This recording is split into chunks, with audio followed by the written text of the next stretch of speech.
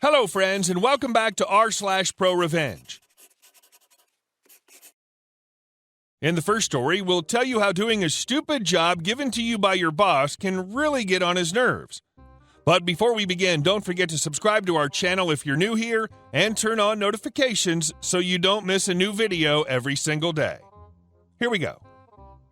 I took all of the tools.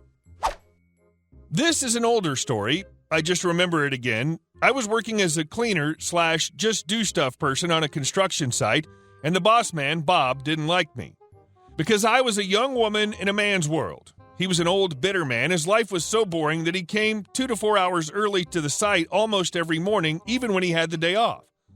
Other workers were nice to me, especially John, who's important to the story. John was a good man, nice, funny, and kind. Example of that is when John took me under his wing, when Bob denied me to change my clothes anywhere else than his office, so John started to track when I came to work and kept Bob busy while I changed my clothes. But to the main story.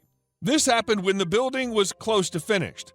I was cleaning inside of that building when I heard Bob's voice. "Hey, OP, why is this place looking like this?" Me looking around? Like what? "Like this. Here's tools all over the place. You should keep this place clean." This is a construction site. Here's tools. Workers use them. What do you want me to do? Collect them?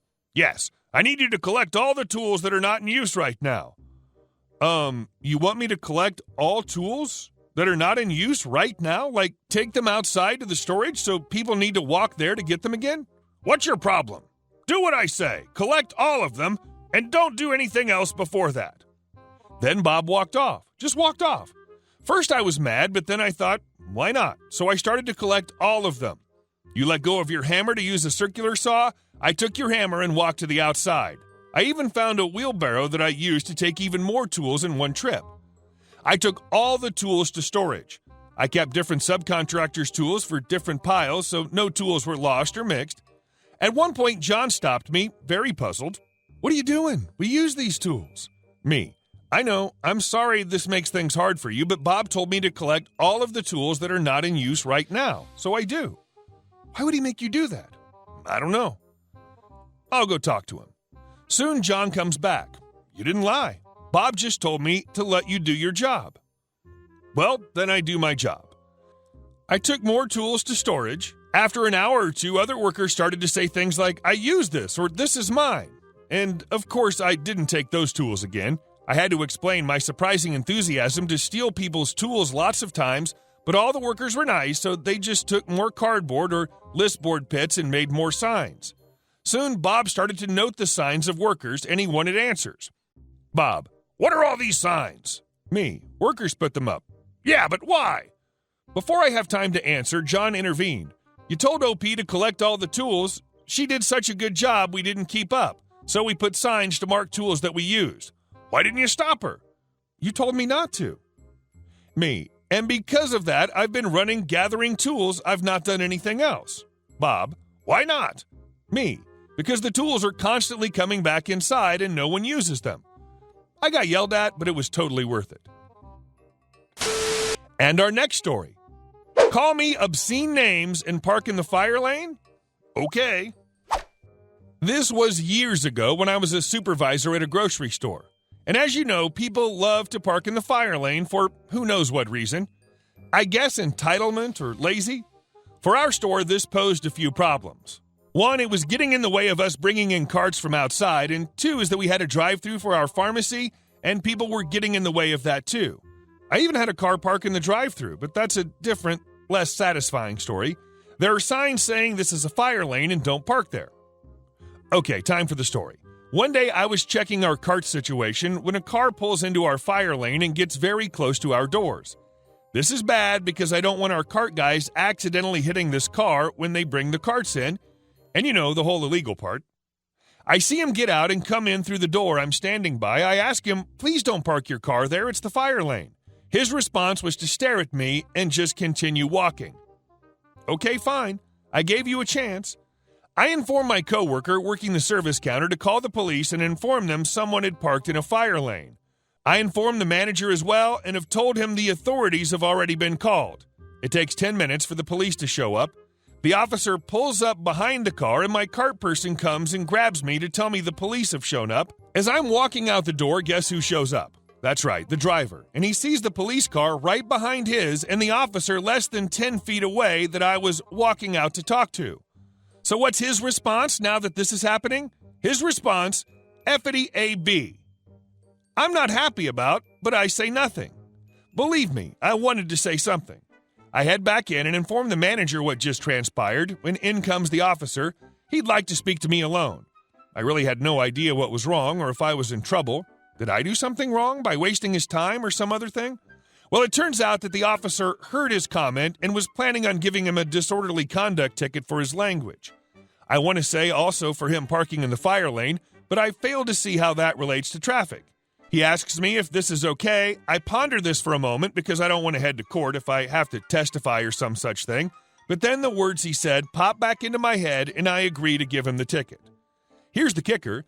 The officer continues to inform me that he can't do anything about the kid in the car, but said he will inform the driver that he will mention this in his log and he'll be seen by social services. I wasn't expecting that. I look over at the window to see the car, and sure enough, there's a kid about 6 or 7 in the back seat jumping up and down. My only guess is the kid was asleep when I first saw the car. Holy crap, that far outweighs the parking in a fire lane or a car getting hit by carts. One of the customers later came up to me to thank me for calling the police because she saw that kid was left alone in the car.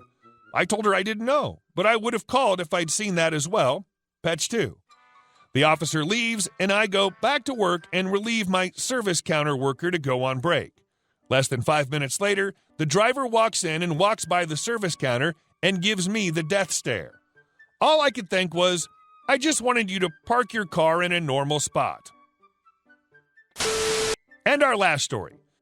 Using your political powers for corruption, enjoy your ruined life.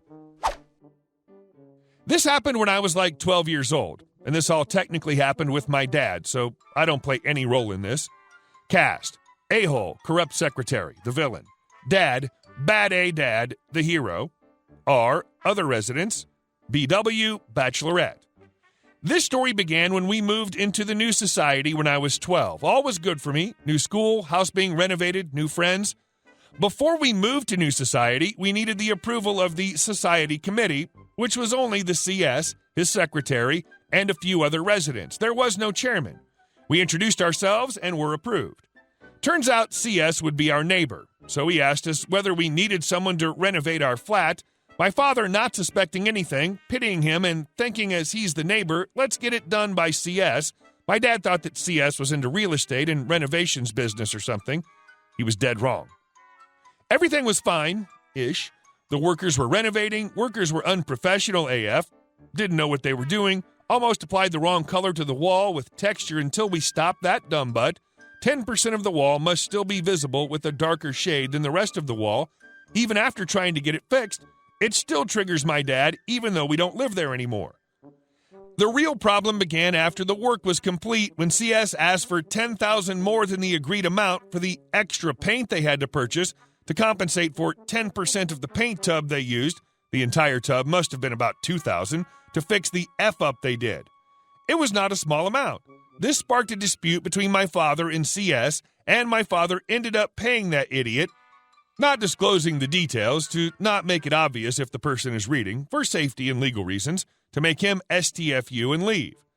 Everything was fine for like 6 months, until another massive dispute arose when CS and his wife beat BW over a personal dispute they had, won't disclose. Everyone was triggered by what CS did and finally decided to take some action against him. Turns out he wasn't even a real estate guy. His main source of income was the society. He stole the money from the society's monthly maintenance bill, which everyone paid, and he was living lavishly for a very, very, very long time, but no one was willing to go against him because he was a political party's member whose party was in power in India at that time. A politician can F your life up here in India, but everyone else had enough of his bullcrap, eating, sleeping, crapping on our money. How the F dare he? Fills me with rage now that I more or less understand how the world works. So everyone, led by BD, he was a politician too in his college days but quit for a better life, plus my grandmother told him to quit. BD has an excellent grasp on English and wrote all the documents for his party, but thankfully he was never corrupt. Don't worry, he's a very good person. Filed a FIR against CS for assault and corruption and tax evasion. They also informed the MP of my state about him and got him kicked out from the party. CS's spy in the party gave info to him that someone named my BD came to their office to file a complaint to the police and get him fired from the party.